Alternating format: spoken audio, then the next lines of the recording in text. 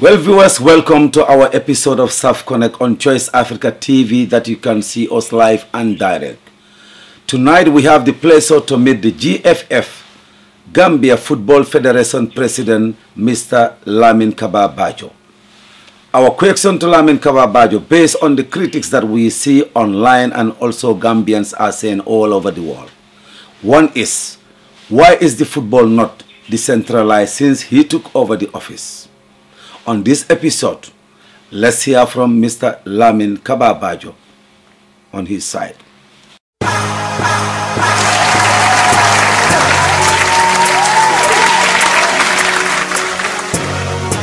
I don't know what sort of decentralized they want. Maybe they want this GFF house to be in every village. The football has been decentralized in this country before I assumed this position.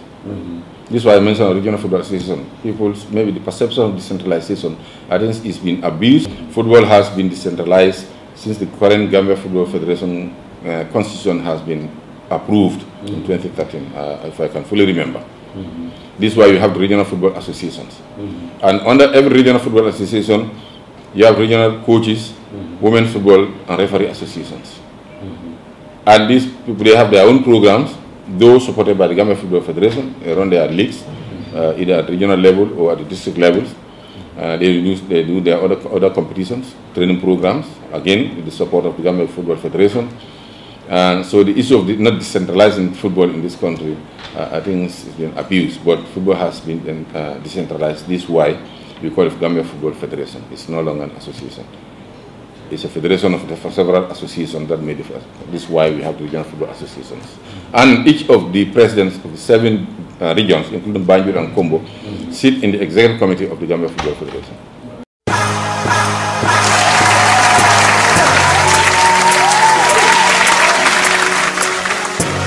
And in that process, again, to further consolidate that, we are working with the regional football associations also, because I think when they talk about this, we're talking about having the national league cover the whole country. This is everyone's wish, but the challenges are too big.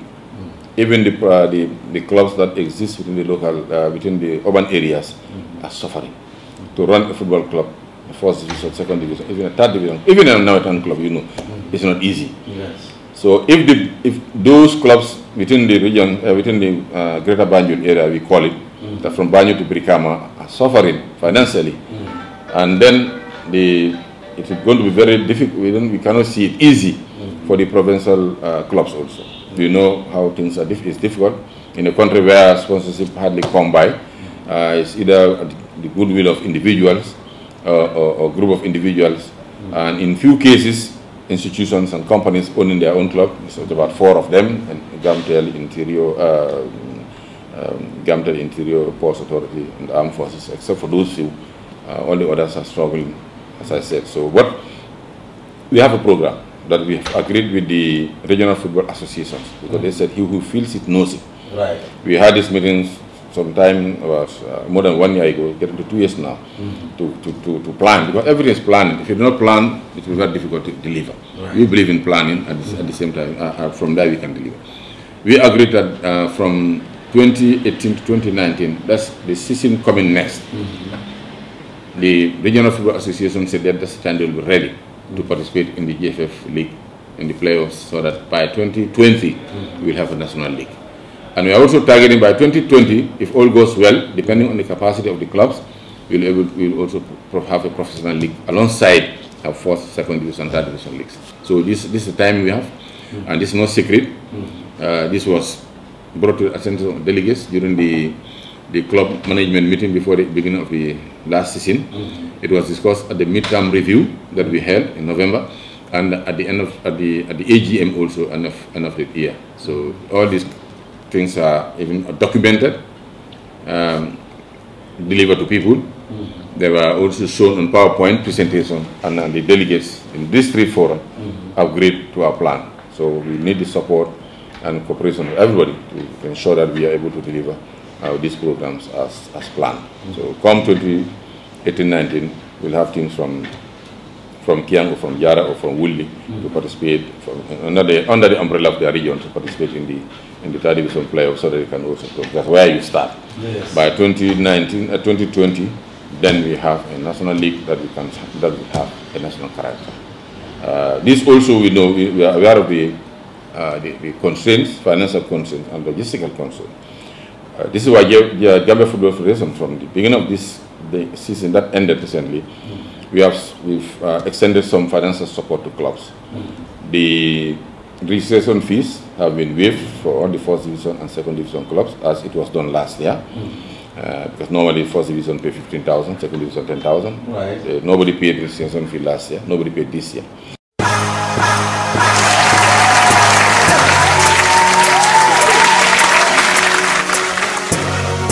But in addition to that, also Gambia Football Federation gave a token amount for preparation for the league.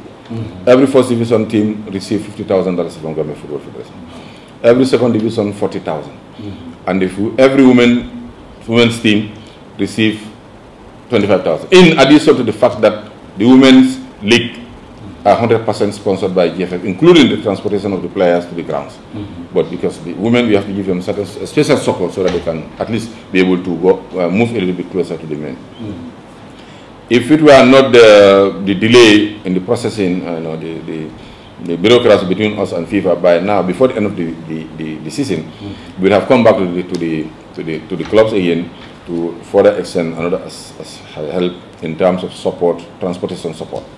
This already approved. It's a matter of the funds being released by FIFA through a process. But this is going to be another supplementary support that every club will have an amount of money that will be allocated to you so that it facilitates your movement. So these are the preparation for the league and also transportation. That's everybody cries. So we hope by the beginning of next season, all the funds will have here. By the time we started, not only will give financial support for preparation for the league, but also have had this money for transportation support. And in addition to that, also the Gambia Football Federation, in the second phase of our income generation project, you are aware, I'm sure you would love to visit the goal project. Right. Maybe we may at least maybe to go and visit, see what's happening there. Right. FIFA has this what they used to call win-win project, but now they turn it to income generating project, to also help associations and federations to create or open up areas where they can also earn income to support what's coming from FIFA, from CAF, from government, and from other sources. So we have opted for a football hotel, the NTTC, National Technical Training Center at Old Yundum, which has accommodation facility. It used to be dormitories, has been renovated and a complete overhaul.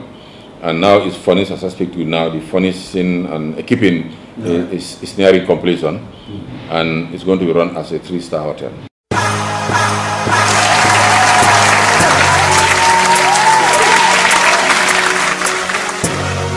Wow. That not only we use by Gambia Football Federation to reduce the cost or the burden of cost relating to accommodating our teams, national team when they are camping, take them to the hotels. You know the cost, even though we have very good support from some of the hotels. Or we are hosting a friendly team on an international competition or friendly match when we are supposed to provide them with accommodation. This is exorbitant. So this football hotel, our hotel, will be used by the Gambia Football Federation for our own teams and for visiting teams. It can also be used for foreign teams who may want to come and have pre-season training or camping in the country, or some of the clubs may have some of their partners outside and they want to invite them to it. So it has multiple purposes.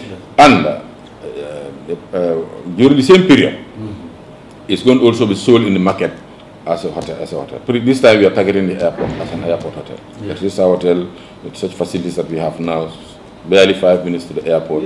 I think it's perfect. Yes, and then we've already have the support and the guidance of the Gambia Tourism Board to make sure that it's also sold as a part of Gambian package. So in the second, that's the first. The second phase, what we are thinking about, in order to help and strengthen our leagues, especially when it becomes a national league where you have teams from provinces or teams from BAJO to the provinces. You will surprise LAMIN. Even some teams traveling from, they have a match to play in Basi or Bansang from any of these areas in the Combo. Some of them, they may even miss their match because they may not afford the transport. Wow. So now, what we are doing, the next phase, we are thinking about having a fleet of transport buses that will be owned by the Gambia Football Federation. Right. That will serve the league. If Walidan is going to play in Basse, the bus will take them at the cost of GFF to Basse, they play, they bring them.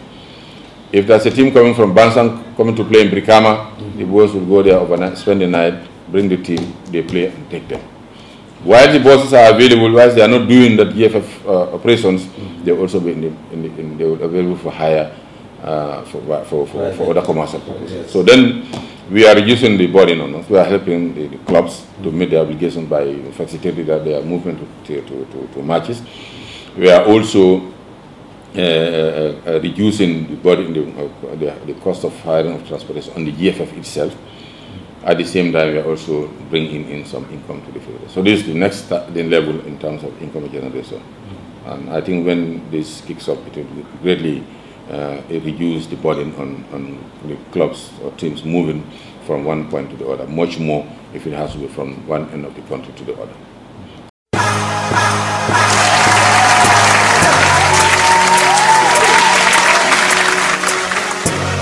From there, we also take this opportunity to ask Mr. LAMIN KABA BAJO, the President GFF, how is his office sponsoring the national team international games? On this episode of SAF Connect, Mr. BAJO said this to us.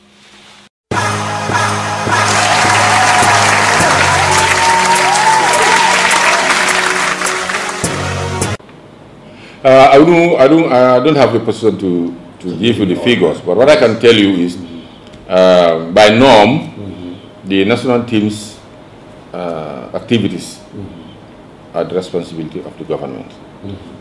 But this is a country, it's a small country. We know what the government is going through, especially after the change of government. The amount of financial burden on the new government, we are aware. We may not know all, but we are all Gambians, we know. And even before the new government, even the past government, the same thing. By the time they lived over the 2 years that we serve here with them, not much really has been achieved from their side because of the same financial situation. But notwithstanding, I'm not going to stand and say the team cannot go to Benin because government could not provide allowances to the players or to the officials. No, I'm not that type. I wouldn't do it. There are instances that we have to go and rush to the banks to get an overdraft to complement what government can have. We have no reason to doubt them. If a whole minister tell you, you went to finance, but this is what's available. How am I to say it's not true? And I know the goodwill is there. But especially when it comes, they say, okay, this is what we can provide. Sometimes they could not even provide anything. They say, okay, let's look around because it's a national team. And it's the highest level of, it's the most important activities event on our calendar. National team engagement, that's most important. So sometimes we'll have to shelve or scrap some of our programs, core programs, our training programs and many other things, some other infrastructure projects, just to be able to spend some of that money to complement government's effort where it's there, where it didn't even come to take full charge. And this really undoubtedly has affected some of our programs, but we continue. Like the current campaign to Benin, the training camp in Ghana, through our bilateral relations, we were able to secure assistance from the Ghanaians, and they agreed to host the team there at their own cost in terms of accommodation and everything. All what we are asked to do was to transport them by air, which government has done. Government has provided the air ticket for everybody going there.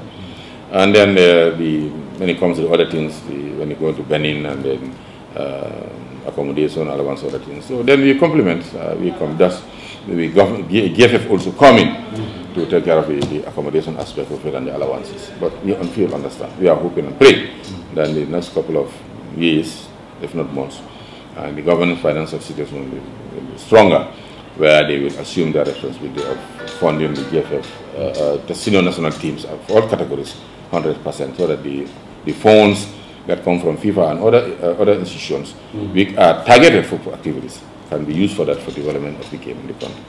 But we'll manage, I'm sure, with goodwill and a good relationship, we'll be able to survive. And then I also want to state here that really yesterday we had a very good meeting with the President of the Republic, who himself is a football fan and enthusiast who follows every bit of football. That's right. I was even surprised about his level of, awareness in terms of even our own local football. He knows a lot, and that has really encouraged us more. He has passion for the game, and naturally, if you have passion in something, you must have interest in it. And he has assured of his government's continued support. He going to increase support whenever the funds are available. And we didn't doubt that. This somebody, as I said, is a football fan. And not only that, but he has really brought change to this country for the good of the country. And I think sports and youth matters are very high on his agenda. So we are very much encouraged, and we want to thank the President for that occasion yesterday and for that assurance. And the same from the Minister and his staff at the Sports Council at the Ministry. So I think we have a very good team. It's just to unite and support each other and complement each other's efforts. I will not, I'll be last person to go and tell Gambia this is what government did do or this is what they did not do. That's not my interest. My interest is if there is a budget of 100, if government commit 80 or 70, if I can go around look for 30 and put it there, mouth shut. Gambia's senior national team, government funded it, period.